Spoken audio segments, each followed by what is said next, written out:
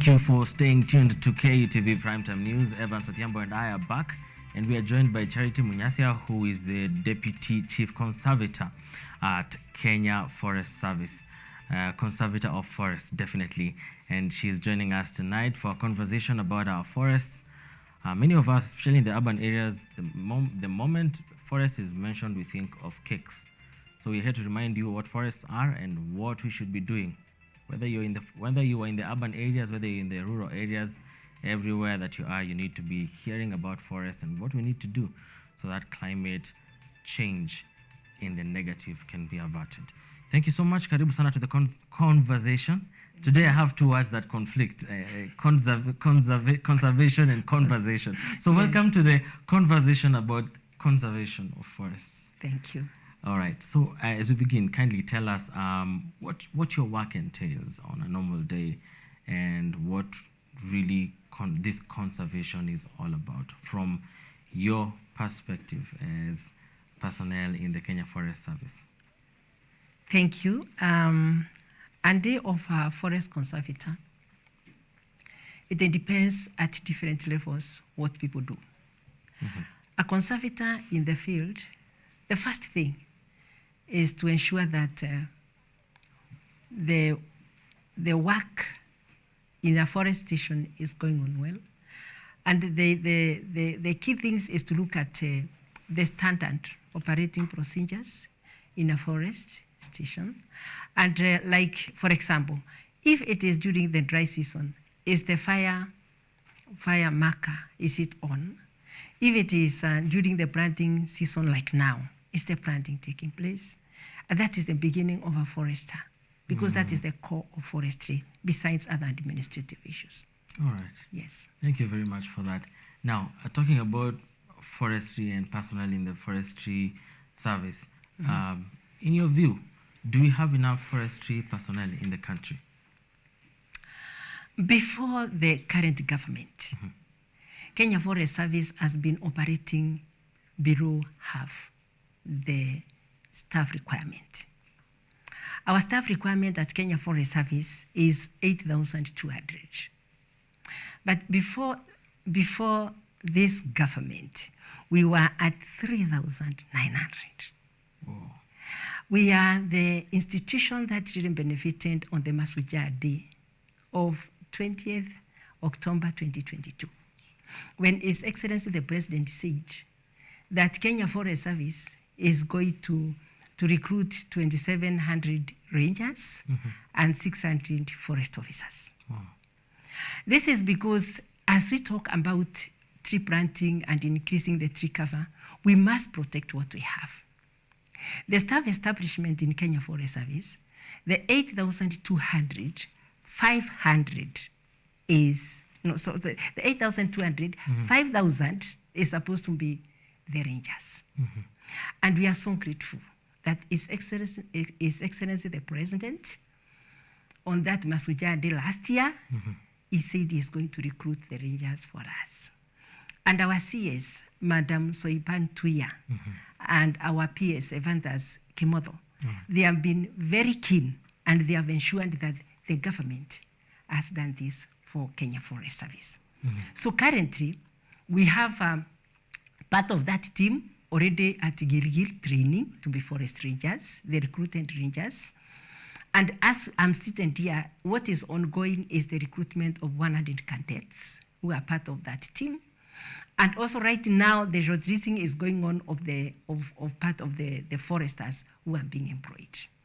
With this team coming in, we feel Kenya Forest Service will really be assistant and will be able to do our mandate, which is to conserve and manage and sustainably develop the forest in this nation. Right. Otherwise, it has been a struggle, but with this new staff who are coming to the organization, Kenya Forest Service is very happy. It is the first time in the history of Kenya Forest Service that we are recruiting such big number of staff. We've always been operating in deficit. And then due to issues of no recruitment in government, most staff have been retiring. So you already have nothing, and the few who are there are retiring. So it has been so difficult. But we are very grateful to this government for giving conservation the first priority. And this is because if you don't conserve, anything else you do will be a waste. Because if the environment is not secure, whatever else you are calling security, it will not take you far. Thank you. All right. Yes. And coming from you, that's very heartwarming. I remember earlier before this conversation officially, we're talking about KU, where this wonderful station is located. Yes. Where I was informing you that we have planted trees in this institution for so many years. Yes. And you gladly told me that you have been providing trees for a number of years to this university. Yes. Quite commendable. So it's really heartwarming to hear that coming from you, Yes. having spent a number of years in this particular service. Allow me, dear viewer, to mention a few things that are pertinent to this conversation, just to remind you in case you're joining us right now. And some of this information is on the bottom of your screen, where the government of Kenya seeks to plant 15 billion trees by 2032, which is a comprehensive national tree planting strategy that will involve Kenyan citizens.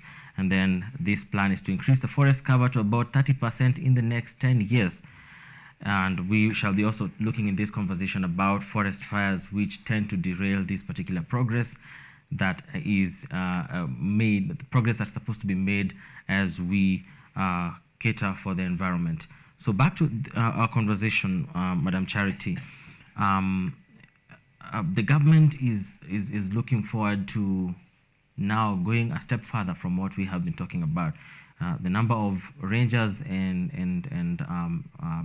the forest officers that you mentioned, the number has been increased, and the further step is to bring on board citizens and to involve citizens once more. Yes. This is not the first time we are seeing citizens being involved in planting of trees. Yes. And so it may not be possible that every Kenyan in the next 10 years will plant 30 trees annually. Yes. If we are to bring on the element of probability, then some Kenyans may not plant trees at all. Some may plant less trees than is required. What are the structures that Kenya Forest Service is expected to put in place to make sure that the same level of reforestation happens over the next decade as we look to increasing the forest cover to 30% in the next 10 years? Thank you very much. The 30% tree cover strategy, to achieve this by 2032, as you have clearly said, and as the CS said this morning, it is everybody's responsibility.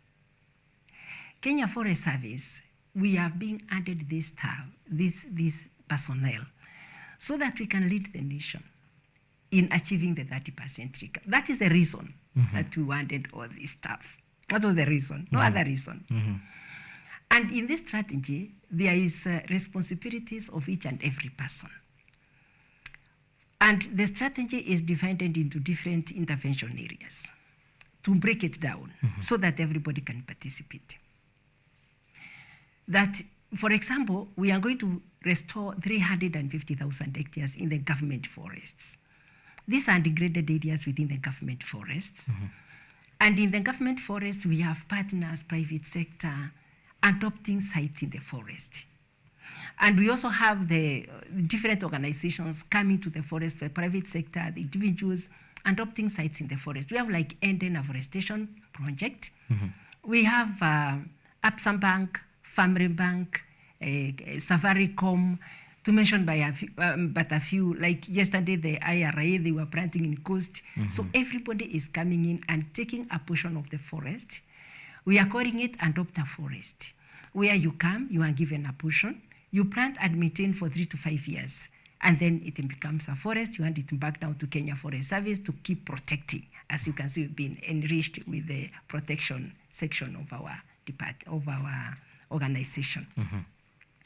So there's the planting in the government forests.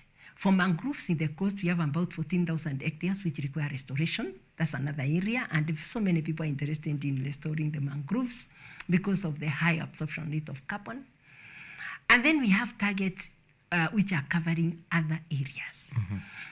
Like in the agroforestry, we have a target of about 3 million hectares. these are the hectares we expect that the Kenyans will plant trees in their own farms, like the agroforestry tree species, which do not affect the crops. Like what you see in Central, in Eastern, and like in Nakuru, when you are walking around, you see there are trees in the farms, and these trees do not affect the crops. Those are the agroforestry tree species. That target is big. And then we have the target of planting trees, plantations in the people's farms. So we expect people to plant trees in their own farms for commercial purposes. Because the current production in the government forest, we have only 6% of our certain forest, which is plantation forestry. Out of the 94 or the 2.6 million hectares, 94% is natural forest. And it's only 6% which is plantation. So that 6% needs to be boosted by individuals who have learned planting trees in their farms. Now, everybody may not plant the trees, but we encourage everybody to do so because it's a call for all of us, including the kids. Those who do not have land to plant, they can plant in public places, and then they are protected and they are taken care of. And because it's a government agenda, everybody is participating. If it's in a public place, we plant. Like in Gongyus, we plant, we fence, and we ensure that the survival is achieved. The other targets we have is like the schools. We have like 70,000 hectares targets for the schools so that the schools can raise seedlings and they plant trees in their schools. The other targets are restoration of the catchment areas. We outside now the government forest. We have 5,000 hectares target for that. We also have the target for the planting along the roadside, along the riparian, all those places. Honestly speaking, we've not planted in all those places in Kenya. Like along the roadside, do we have any road with a proper avenue tree planting? We don't have in this country. And this is where we have to go and ensure that we have highway planting as trees planted along the road so that they can earn the aesthetics. But the biggest target in the 30% tree cover strategy is the restoration of our rangelands. 58% of the target is actually in the rangelands. Because when the forest and landscape restoration study was done for Kenya in 2016, it showed that in Kenya we need to restore that 8.8 million hectares distributed in different areas, in government forests, in the agroforestry, in the rangelands, along the riparians, along the roads. But the biggest mapping was, the biggest chunk of restoration is in the rangelands, which was 25.7 million hectares. That is why the strategy has the biggest target in the rangelands, because also in the rangelands is where we have land. And the other part of the country where we are talking of agroforest and all these other things, that is where we are competing with the food crops, and we have to eat. That is why we expect in the 20% of our country we will do more of agroforestry, fruit trees, and all those other trees. And then in the rangelands is where we have the highest potential. But in the rangelands, there is not necessarily planting. There is planting, yes, but the bigger part of the challenges of drylands, one of the biggest challenges in the drylands is water. So we intend in the strategy to ensure that we are supporting the water harvesting, like in schools, boreholes in some areas. And this target is going, the strategy is, the implementation is going up to the ward level. All right. We have 1,491 in Kenya, and we have 280 constituencies. So the implementation, it will be up to the ward level, and everybody will have to participate. So we are in the process of ensuring that we develop the proper reporting mechanisms, like we have the Njasamiti app, where when you plant the tree, you use the Njasamiti app. When you go to Google Store, you get it, and then you say you have planted the trees and where you have planted. All right. Yes. Thank you very much. We have like 5 minutes to go. I want us to take this very fast. You are advocates, and you've mentioned about the increase of service of forest officers and the forest the rangers. Yes. I keep forgetting that name. You are leading the rest of us. Yes. And right now in these conversations, I join that league of advocates Yes. as we talk about this. Yes. How do we ensure that citizens get to the next level? Because citizens have not been planting trees very well in this country, and their head of state is now leading other heads of states in the AU on climate change. Yes. What can we do to support all this cause together as citizens of Kenya? One of the things we are grateful to His Excellency the President, he has accepted to do to Kenya Forest Service is, sorry, we are going to employ, we are going to have the Green Army. The Green Army will be people who will be representing up to the world level. And these people, they are there to give the necessary guidance and to ensure that people are doing it. And these foresters who are coming, they are going to be in the sub-county level. So we'll have the technical support from the sub-county level. And this Green Army person is like a frontline officer who is going to ensure that the people in this locality, they are planting trees. And why are they not planting? And the technical officer is there. So when all is set, everybody will plant. But we are really counting on the social media. The fourth estate, you are the people who communicate everything in this nation. Please, let every Kenyan know this and plant trees, because it is the responsibility of all of us. Right. Kids, grown-ups, everybody. Let us keep planting our age and we'll get there. All right. It is achievable because in Kenya Forest Service, we have implemented some other project at small scale, and we have gotten experiences on how best to achieve this. I believe you have seen some counties where the landscape has changed because of some projects. So we are going to use all these skills in ensuring that people are doing it. As you have heard, the biggest target is not in the government forest, but outside there. And that is where we have to really create a lot of awareness. For this year, when we started this agenda, I would say we did have a lot of seedlings, because the first step in tree growing is raising of seedlings. And again, we are so grateful that our CS and our PS, they have talked to His Excellency the President, and he has said that he's going to give us great boost in raising the seedlings come July the next financial year. So we are very excited about this, because right now, so many chiefs are coming to our forest offices requesting for seedlings, and like we had a meeting the other day, and the regional forest conservator of Mau was telling us, I've planted all the seedlings. Other regional forest conservators, who are seedlings to give me so that we plant? Because everybody, when it rained, everybody came for the seedlings. So with the boost of raising the seedlings, and also the Green Army is not just these people who are telling people to plant trees.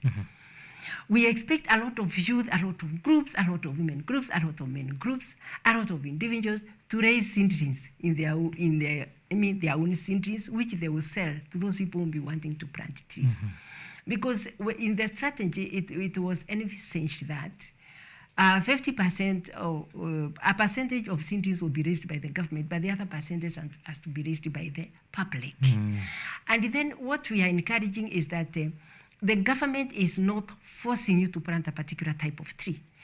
Plant a tree in your farm according to your need. If you do not have a very big farm, do agroforestry, do fruit tree, do what you feel it will also bring you money. Because it will do the conservation, it will help in mitigating climate issues, and it will also give you products. Amazing. So that is the beauty of it, that we are giving that technical advice, depending with the size of land, depending with what species also can dwell in that area, and depending on what you need. And like in the dry areas where we have the biggest target, we want to take a step further. Like Kenya Forest Research Institute has done a lot of research on dry land tree species, like Meria vokenza imokao, which does very well in dry areas. It's a prime cash crop for farmers in this nation, but it has not been done. And then our fruit trees in the dry areas, like tamarind, I mean, we've not really been growing them seriously. And then gums and resins, we've not enhanced the acacias in the rangelands so that we produce more gums and resins. So we also have very prime products in these rangelands, We only need to ensure that we promote this, All and right. then we improve the economy of this nation, and Thank we you. improve the livelihood of the people of this nation. Thank you for that. Very well, very well. Unfortunately, time is against us. We need to wind up, but I cannot release you before I ask you this final question. Yes. Moratorium was imposed a while back on harvesting of trees, Yes. and now that moratorium is already lifted. And as we had a discussion earlier, the moratorium has been lifted for mature and over mature trees. Yes. Kindly shed light on that as we wind up for the Thank sake you. of time. I'll give you Thank a you. minute and a half. Thank you. All right. The Kenyans need to know that of the government forests, 94% are indigenous forests. And these indigenous forests are not for cutting. Those are for ecological services. Those are for water, for oxygen, for soil conservation, for other non-cutting uses, the non-extractive uses. That is where we do the grazing. That is where we get the herbs. That is where we get other non-extractive forest uses. That is where we do the ecotourism. It is only 6% of the government forest, which is plantation, that is where now the harvesting is done. And every year, we harvest only 5,000 hectares, only. And there is a serious felling plan, which is 25 years. It's rotational, and it is sustainable. Because this year we are planting, we are cutting 5,000 every year, and every year we are planting the same area. And then there is silvicultural activities taking place. It is a cycle of 25 years. It is not one day.